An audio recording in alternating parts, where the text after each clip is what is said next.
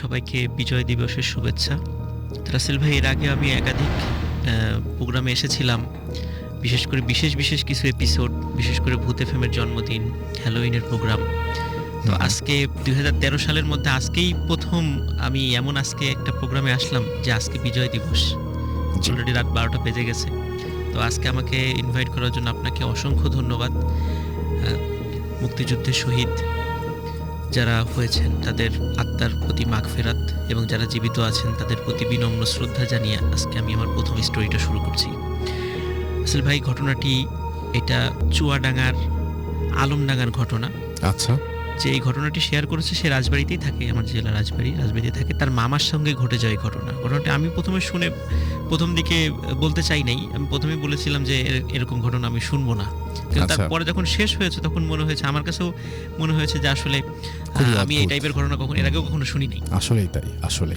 তো রাসেল ভাই, এই ব্যক্তি এই ঘটনাটার ঘটার সময় ছিল মোটামুটি ৭৫ সাল থেকে ৮০ সালের মধ্যে, এরকম একটা সময়ে।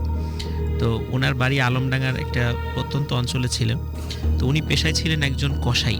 আচ্ছা। কসাই, এটা ওনার পেশা ছিল। তো উনি প্রতিদিন রাতের বেলা মানে ওনার দোকান টোকান বন্ধ করে রাতের বেলা ওনার যে সমস্ত আরো সহকর্মী আছে সবার সাথে একসাথে হাঁটা শুরু করতো। তো ওনার বাড়িটাই ছিল গ্রামের একদম শেষের দিকে। ওনার সাথে আরো যারা ছিল তার আগে থেকে চলে যেত।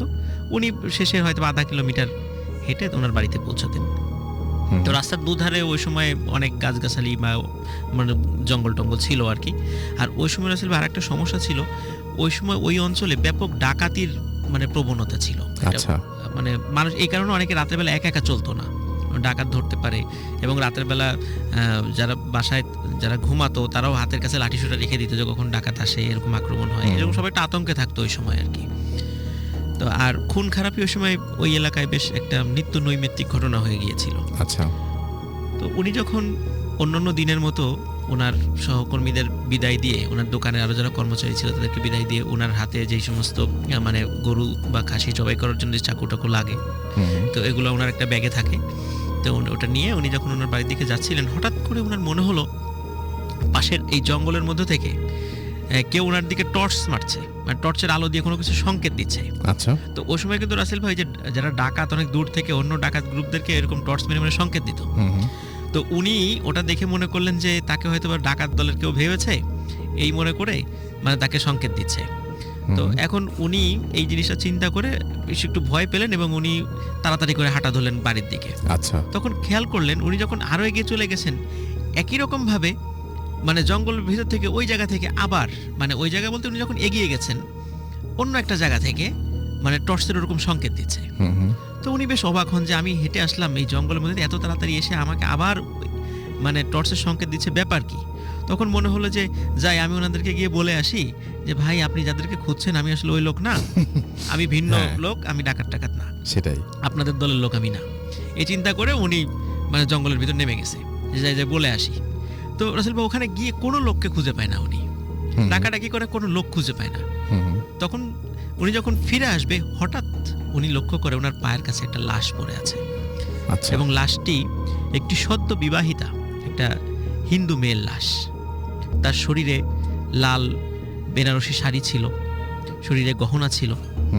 তো উনি চিন্তা করলেন যে সম্ভবত এই ডাকাতের দলরা এই মেয়েটাকে এখানে ফেলে রেখে চলে গেছে। তো উনি ওই চিন্তা করলেন যে যেহেতু আশেপাশে কোনো লোক নাই, তার শরীরে গহনা আছে, তো দেখি আমি একটু কয়েকটা খুলে নেওয়ার চেষ্টা করি। উনি লোভটা সংবরণ করতে পারলেন না। তো উনি প্রথম দিকে ওনার ওই মেয়ের গলা থেকে হার মানে নেওয়ার চেষ্টা করে, কিন্তু পারে না। কেন জানি মনে হয় সেটা অনেক শক্ত, কিছুতেই পারে না। শরীরের বিভিন্ন অংশ থেকে উনি খুলে নেওয়ার চেষ্টা করলো, একটা অংশ থেকে উনি কোনো গহনা খুলে নিতে পারছিলেন না। তো উনি খুব বিরক্ত হন এবং খুব রাগ হন যে একটা কিছু নিতে পারলাম না। কিন্তু তার হাতে যেহেতু ওই মাংস কাটা ছুরি ছিল, উনি ওই একটা ছুরি বের করে ওই মেয়ের দুটো আঙ্গুলে দুটো আংটি ছিল, দুটো আঙ্গুলি উনি কেটে নেন। আচ্ছা। কেটে নেন এবং ওটা নিয়ে উনি তাড়াতাড়ি করে বাড়িতে চলে যান। বাড়িতে গিয়ে উনি যে কাজটা করেন রাসেল ভাই, ওই আংটিটা ওই আঙ্গুল থেকে খুলে রাতের বেলা ঘরে ঢোকার আগেই উনি ওনার ঘরের পাশে একটু গর্ত করে আঙ্গুল দুটো পুঁতে রাখেন এবং উনি ঘরে চলে যান। ঘরে যাওয়ার পর স্ত্রীকে দেখান যে এই দেখো আমি দুটো আংটি পেয়েছি। তখন স্ত্রী বলে তুমি এটা কিভাবে পেলে? তখন সব ঘটনা খুলে বলে স্ত্রীকে। তখন স্ত্রী বলে যে না, কাজটা আসলে ঠিক হয়নি, তোমার উচিত ছিল অন্যদেরকে ডেকে লাশটা দাফন কাফন, বা যেহেতু তুমি বুঝতে পেরেছো যে সে হিন্দু, তো অন্যদেরকে ডেকে এটার ব্যবস্থা করা, সৎকারের ব্যবস্থা করা। আচ্ছা, বলে যে ঠিক আছে, এত রাত এখন তো আর যেতে পারবো না, আমরা সবাই মিলে কালকে সকালে গিয়ে ওখান থেকে ওই লাশটার সৎকারের ব্যবস্থা করব। তো রাসেল ভাই সকালে গিয়ে ওখানে কোনো লাশের অস্তিত্ব পাওয়া যায় না, এবং অনেককে জিজ্ঞেস করলেও বলে কেউ আমরা দেখি নাই, এই টাইপের কোনো ঘটনা এখানে ঘটেছে বা কোনো লাশ ছিল কারো কাছে আমরা শুনিও না, আশেপাশে যারা হেঁটে গেছে। তো উনি মনে করেছিল যে আসলে মনে হয় মনের ভুল, ওনার একটা মনের ভুল ছিল। তো কিন্তু আংটিটা কোত্থেকে আসলো? যদি মনের ভুলই থাকে তো উনি তো আংটিটা নিয়ে আসছে, সে আংটিটা আছে, খুব ভারী সোনার আংটি। তো উনি চিন্তা করে আচ্ছা ঠিক আছে, যেহেতু আমি তারপর ওনার কাছে বিশ্বাস হচ্ছিল না, মনে হচ্ছে সব ভোজবাজির মতো মনে হচ্ছিল। উনি সত্যি বাড়িতে গিয়ে আবার ওই গর্তটা খোঁড়ে, যেখানে উনি রাতের বেলা ওই আঙ্গুল দুটো রেখেছিলেন। আচ্ছা, উনি যখন রাসেল ভাই গর্তটা খোঁড়ার পরে দেখা গেল হ্যাঁ ঠিক আছে, আঙ্গুল দুটো আছে ওখানে। আচ্ছা, কিন্তু রাসেল ভাই এটা কিন্তু মানুষের আঙ্গুল না, মনে হচ্ছিল মুরগি বা হিংস্র কোনো জানোয়ারের, নখের মাথাটা যেমন চোখা হয়, চিকন হয়, ঠিক এই টাইপের কোনো কিছুর আঙ্গুল দুটো পড়ে আছে। উনি এটা দেখে রীতিমতো ভয় পেয়ে যান যে কি ব্যাপার, এটা তো মানুষের আঙ্গুল ছিল, এই টাইপের আঙ্গুল তো হওয়ার কথা না। তো তাড়াতাড়ি করে উনি ওটা আবার মাটি চাপা দেন, এবং এই বিষয়টা উনি ওনার স্ত্রীকে বলেন যে এটা নিয়ে আর কারোর সাথে কোনো কথা বলার দরকার নাই, এটা এখানেই আমরা চুপ হয়ে যাই, যে এইটা এইভাবে আমরা আঙ্গুল কেটে নিয়ে এসে কাউকে কিছু বলার দরকার নেই। রাসেল ভাই আংটি দুটো উনি বিক্রি করেন, বেশ ভালো টাকা পান উনি। এরপর রাসেল ভাই প্রায় 10 থেকে 12 বছর কোনো সমস্যা ছিল না, একদম স্বাভাবিক। কিন্তু এই 10 থেকে 12 বছর মাথায় হঠাৎ একটা ঘটনা ঘটে। তখন ওনার ওই অতদিনে ওনার এলাকায় রাস্তার পাশে একটা শ্মশান নির্মিত হয়, যেটা এখনো আছে, আমি শুনেছি, আমাকে যে বলেছে। তো শ্মশান নির্মিত হয়, তো উনি যখন রাতের বেলা আসছিলেন, হঠাৎ ভেতর থেকে কয়েকজন লোক তাকে ডাক দেয়। ডাক দেওয়ার পরে বলে যে ভাই একটু এদিকে আসেন, ওনার নাম ধরে ডাক দেয়। উনি বলছেন আমার তো পরিচিত, যেহেতু নাম ধরে ডেকেছে। তো ভিতরে গিয়ে দেখে যে 2-3 জন লোক বলে যে ভাই আমার তো এই যে এখানে একটা ডেড বডি আছে, তো আপনি একটু কাইন্ডলি দাঁড়াবেন, এখানে শিয়ালের উপদ্রব তো বেশি, তো আপনি একটু দাঁড়ান, আমরা আমাদের একটা জিনিস ভুল করে রেখে এসেছি, আমাদের বাড়িটা পাশেই, আমরা দ্রুত আসবো। তখন উনি চিন্তা করলেন যে আর এমন কি কাজ, হ্যাঁ, তাছাড়া উনি বেশ একটু সাহসী লোকই ছিলেন, এমনি দাঁড়িয়ে থাকি। তো উনি দাঁড়িয়ে আছেন, তো ওনার মনে হচ্ছিল যে লাশটা সাদা কাপড় দিয়ে ওখানে রাখা আছে, তো ওই লাশটা ঠিক মানুষের মতো না, মনে হচ্ছে অনেক চিকন, দেখে মনে হচ্ছে যে এটা মনে হচ্ছে ঠিক বাঁশের মতো, এত চিকন মানুষ কি হয়, উনি এই চিন্তা করছিল। তো হঠাৎ উনি দেখলেন লাশের ওই সাদা কাপড়ের এক পাশ দিয়ে লাশের হাতটা বের হয়ে এসেছে, এবং ওই হাতের দিকে তাকিয়ে দেখলেন রাসেল ভাই এই হাতটা মানুষের হাত না, প্রত্যেকটা আঙ্গুল মনে হচ্ছে এটা ওই মুরগির যে নখ যেরকম হয় ঠিক ওরকম আঙ্গুল, এবং এবং উনি দেখলেন ওই দুটো আঙ্গুলে দুটো আংটি পরা আছে। আচ্ছা, এটা দেখে উনি মারাত্মক ভয় পেয়ে যান, উনি বুঝলেন এখানে কোনো প্যারানরমাল বিষয়, ঝামেলা আছে একদম। তো উনি ওখান থেকে জোরে একটা দৌড় দেন তার বাড়ির দিকে। আসলে ভাই বাড়ির দিকে দৌড় দেওয়ার সময় ওনার বর্ণনা অনুযায়ী উনি বারবার শুনছিলেন ওনার পিছন থেকে, একদম পিছন থেকে কেউ, ওই যেমন আমরা হিন্দুদের লাশ নিয়ে যাওয়ার সময় যখন শ্মশানে নিয়ে যায় তখন আমরা বলে যে বলো হরি হরি বল, এই কথাগুলো কিন্তু ওরা বলতে থাকে। ওনার কাছে মনে হচ্ছিল ওনার পাশ থেকে কেউ বলছে বলো হরি হরি বল, এবং যত বলে উনি তত জোরে দৌড়ায়, আর মনে হচ্ছে ওনার একদম কানের কাছে সে কেউ বলছে যে বলো হরি হরি বল, এরকম বলছে। আচ্ছা, তো উনি বাড়িতে এসে অজ্ঞান হয়ে পড়ে যান রাসেল ভাই। পরের দিন সকালবেলা ওনার সাথে অদ্ভুত কিছু ব্যাপার ঘটতে থাকে। ওনার হাতের নখগুলো মনে হচ্ছে আস্তে চোখা, চিকন এবং লম্বা হয়ে যাচ্ছে, এবং ওনার মাথায় জট হওয়া শুরু হয়। আচ্ছা, এবং রাসেল ভাই ওনার আচরণে অদ্ভুত কিছু পরিবর্তন আসতে থাকে, যেমন উনি কিছু প্রাণীর মতো ডাকাডাকি করতেন। আচ্ছা, কখনো শিয়ালের মতো ডাকতেন, কখনো বিড়ালের মতো, কখনো কুকুরের মতো, কখনো মুরগির মতো ডাকতেন। আচ্ছা, তো এইটা যখন দেখলো সবাই গ্রামের লোকজন বলল যে ওনার তো বড় ধরনের জিনে ধরেছে, তাড়াতাড়ি একে ট্রিটমেন্ট করা, ওনার স্ত্রীকে বললেন। এখন যেই যাকেই নিয়ে আসা হোক না কেন, জি, ওনার সামনে বসার সাথে সাথে ওই যেই ওঝা বা যেই হুজুরি আসুক ওনার সামনে বসার সাথে তো অজ্ঞান হয়ে পড়ে যায়, ওনার ঝাড়ফুঁকও করতে পারে না। এবং আচ্ছা। এমন একটা ভয়ঙ্কর অবস্থা যে শেষ পর্যন্ত ওনাকে শিকল দিয়ে বেঁধে রাখা হলো, যাতে উনি কোনো মতে ছুটতে না পারেন। আর শিকল দিয়ে বেঁধে রাখার পিছনে কারণ রাসেল ভাই, প্রতি রাত্রে উনি ঘর থেকে বাইরে চলে যেতেন আচ্ছা। এবং রাতের বেলা যখন লোকজন মানে রাস্তা দিয়ে হেঁটে যেত, তখন লোকজন দেখতো কে যেন কোনো একটা মানুষের মতো বড় বড় চুলওয়ালা 4 পায়ে হেঁটে যাচ্ছে। আচ্ছা। মানে আমরা যদি মানে ওই বিড়ালের মতো হাঁটি বা কুকুরের মতো হাঁটি যেরকম হয়, এরকম হেঁটে যাচ্ছে এবং কোনো মানুষকে ক্ষতি করতো না, কিন্তু মানুষের সামনে দিয়ে এরকম উনি হেঁটে যেত। কিন্তু যেই মানুষই ওই অবস্থা দেখতো ওনার, সাংঘাতিকভাবে ভয় পেয়ে সে মানে সেন্সলেস হয়ে যেত। তো গ্রামের লোকজন মানে বলল যে একে হয় মানে গ্রাম থেকে বিতাড়িত করতে হবে, না হলে এটাকে শিকল দিয়ে বেঁধে রাখতে হবে। সে রাতের বেলা বাড়ি মানে ঘর থেকে বের হয়ে মানুষকে ভয় দেখায়।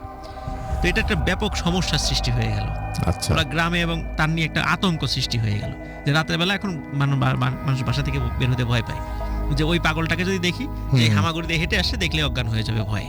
আচ্ছা। তার চেহারাটাও রাসেল ভাই বিকৃত হয়ে গেছিল। আচ্ছা। তো এমত অবস্থায় ওনার স্ত্রী একজন ইমাম সাহেবের শরণাপন্ন হন যে কি করা যায় এই সমস্যাটা নিয়ে। তখন ইমাম সাহেব বলে যে আসলে ওনার যে সমস্যা, এটা তো মানে খুব বড় মাপের কোনো বুজুর্গ ব্যক্তির কাছে যাওয়া ছাড়া এটা সমস্যার সমাধান করার কোনো উপায় নেই। তো উনি মানে কুষ্টিয়ার পোড়াদা নামক একটা জায়গা আছে, তো ওইখানে পোড়াদা থেকে ভেড়ামারার মাঝামাঝি একটা জায়গা আছে, এটার নাম আমার যতদূর মনে পড়ছে মিরপুর। হ্যাঁ, এটার নাম মিরপুর। তো মিরপুরে একটা মাদ্রাসা, একটা হুজুরের সন্ধান দেন। আচ্ছা। তো ওইখানে গিয়ে বলে যে ওই হুজুরের কাছে খুব মানে ভালো করে বিষয়টা বুঝিয়ে বললে উনি যদি রাজি হন তাহলে এই সমস্যাটার সমাধান করা যেতে পারে। তো উনি সত্যি ওনার স্ত্রী ওই মিরপুরে গিয়ে ওই হুজুরের সাথে দেখা করেন। তো হুজুর সব শুনে বললেন যে আসলে এই সমস্যাটার সমাধান কোনো মতেই করা সম্ভব নয়, তাই এটা আমাদের সমস্যার সমাধানের বাইরে। এই সমস্যা আল্লাহ তাআলার যদি ইচ্ছা থাকে তাহলে সমস্যাটা জিন ঘটিত এবং এটা জিনেরাই এটা সমাধান করতে পারবে। আচ্ছা। এটা আমরা এটা সমাধান করতে পারবো না, কারণ এমন একটা প্রবলেম যে ওই জিনেদের সাথে নেগোসিয়েশন করতে হবে, আচ্ছা। যেটা আমরা বললে ওই জিনরা মানবে না। এখন উনি বেশি কথা বলেন না যে কিভাবে কি হয়েছে না হয়েছে, বেশি কথা বলেন নাই। তখন শুধু একটা পরামর্শ দেন, একটা নির্দিষ্ট ডেট দেন, পূর্ণিমার একটা রাত, যে আপনি ওই দিন আসবেন, আপনার স্বামীকে নিয়ে আসবেন এবং আপনারা বাড়ির ওখানে এই যে আঙ্গুল দুটো পুঁতে রেখেছিলেন ওই আঙ্গুল দুটো নিয়ে আসবেন। আচ্ছা। এই পরামর্শ দেয় ওই হুজুর। তো সত্যি ওনারা ওই নিয়ে আসে এবং ওনাকেও শিকল দিয়ে বেঁধে আনা হয় ওই বাড়িতে। নিয়ে আসার পরে তখন ওনার স্ত্রীকে বলা হয় যে আমি যখন রাতের বেলা বলবো তখন বাসার বাইরে গিয়ে আপনি দাঁড়াবেন, দেখবেন যে একটা পালকিতে চড়ে কিছু লোক আসছে, আপনার সামনে দিয়ে যাওয়া মাত্র আপনি খুব সুন্দর করে তাকে একটা সালাম দিবেন। আচ্ছা। সালাম দেওয়ার পরে ওনারা যেভাবে বলে আপনি সেভাবেই করবেন। তখন সত্যি উনি রাতের বেলা যখন ওই হুজুর ওই মহিলাকে বলে যে আপনি এখন যান, তখন ওই মহিলা গিয়ে রাস্তার পাশে দাঁড়ায়, মানে ওই লোকের হাজব্যান্ড, মানে ওই লোকের স্ত্রী আর কি, যে কসাইয়ের স্ত্রী। তো উনি রাস্তায় গিয়ে দাঁড়ান, দেখেন সত্যি পালকিতে চড়ে একজন লোক আসছে এবং পালকিতে 4 জন বেহারাও আছে। তো যখন ওর পাশে আসেন উনি খুব সুন্দর করে একটা সালাম দেন। আচ্ছা। সালাম দেওয়ার সাথে সাথে ভিতর থেকে একটা কথা আসে যে মা ওই আঙ্গুলগুলো আমাকে দিয়ে যাও। ওই যে ওই আঙ্গুলগুলো যেগুলো তিনি তুলেছিলেন, পালকির ভিতর থেকে একটা কথা আসে। আচ্ছা। তখন উনি সাহস করে সামনে যান এবং মানে হাতটা বাড়িয়ে দেন যে ওই আঙ্গুল দুটো। তখন উনি মানে ওই ওনার হাত থেকে আঙ্গুল দুটো নিয়ে দেন, কিন্তু ওনার চেহারা দেখায় নাই ওই মানে পালকির মধ্যে থেকেই। আচ্ছা। কে আছে ভিতরে চেহারা দেখায় নাই। তখন বলল যে মা এই টাইপের কাজ কখনো করো না। এটা কি পুরুষ কণ্ঠ ছিল না মহিলা কণ্ঠ? পুরুষ কণ্ঠ ছিল। মা এই টাইপের কাজ আর কখনো তোমরা করো না, কারণ মানুষ লোভের বশবর্তী হয়ে কখনো কখনো এমন কাজ করে ফেলে যেটা মানুষের সাধ্যের মানে অসাধ্য হয়ে যায় সেটা সমাধান করা, এবং সেটা আমাদের পক্ষেও মানে সেটা কঠিন হয়ে যায়। কারণ মানুষের সাথে মানে জিনদের যে বিষয়গুলো, জিনেরা সাধারণত রাসেল ভাই একরোখা হয়। ওরা কখনো একটা বিষয় যদি কখনো সিদ্ধান্ত নিয়ে বসে থাকে, ওদেরকে ওই সিদ্ধান্ত থেকে কখনো পিছু হটানো যায় না। তখন বলল যে তোমার স্বামী যেই মেয়েটার আঙ্গুল কেটে নিয়ে এসেছিল, আসলে ওই মেয়েটা মানে সদ্য বিবাহিত একটা মেয়ে ছিল। আচ্ছা। এবং ওই যেই আংটিগুলো তোমরা দেখেছিলে, যে ওই আংটি এবং তার যে গহনাগুলো, ওই মেয়েটা একটা দরিদ্র একটা মানে গোয়ালার মেয়ে ছিল। আচ্ছা। মানে তার বাবা তার বাড়ির যেই মানে যত সম্পত্তি ছিল সব বিক্রি করে, মানে যে সামান্য সম্পত্তি ছিল, সম্পত্তি দিয়েছিল। তখন রাতের বেলা যখন ওই শ্বশুর বাড়িতে যাচ্ছিল, তখন ডাকাতদের আক্রমণে নিহত হয়। তার স্বামীকেও মেরে ফেলে এবং ওই মেয়েটাকেও মেরে ওখানে ফেলে রাখে। কিন্তু ওই মেয়েটার সাথে কিছু ভালো জিন ছিল, হুম হুম। যার কারণে ওর শরীর থেকে কোনো অংশ মানে কোনো গহনা ওই ডাকাতদেরকে খুলতে দেয়নি। আচ্ছা ডাকাতদেরকে ভয় দেখিয়ে জিনরা মানে তাড়িয়ে দিয়েছে। কিন্তু তোমার স্বামী ওখানে এসে লোভের বশবর্তী হয়ে যখন কোনো কিছুই খুলতে পারে নাই, তখন ওই আঙ্গুল দুটো কেটে নিয়ে যায়, যেটা ওই জিনেরা পছন্দ করে নাই। কিন্তু তোমার স্বামী অতটা লোভী নয়। যখন জিনেরা বুঝলো তখন মানে তারা কোনো ক্ষতি করেনি। কিন্তু আচ্ছা। পরবর্তীতে তোমার স্বামীর ব্যবসা বাণিজ্যে অনেক মানে মানে বেশ ভেজাল দেওয়া শুরু করলো, মানুষকে হুম। ঠকানো শুরু করলো। তখন ওই জিনেরা প্রতিশোধ নেওয়ার জন্য তারা আবার তোমার স্বামীর উপরে অ্যাটাক করে। তো তোমরা আর কখনো লোভ করো না, এই ধরনের কোনো লোভের বশবর্তী হয়েও না। তখন রাসেল আচ্ছা। ভাই ওই আঙ্গুল দুটো উনি নিয়ে যান এবং আস্তে আস্তে উনি সুস্থ হয়ে যান। উনি রাসেল ভাই কিন্তু অনেক দিন জীবিত ছিলেন ওই কসাই, অনেক এবং দিন। সুস্থ হবে ওনার সন্তান এখনো আছে, ওনার আত্মীয় স্বজনও এখনো আছে, ওনার স্ত্রীও এখনো জীবিত আছেন। এই ঘটনাটা ওই এলাকায় অনেক মানে প্রচলিত। তো রাসেল ভাই এটাই ছিল আমার ঘটনা। অনেক ধন্যবাদ আপনাকে।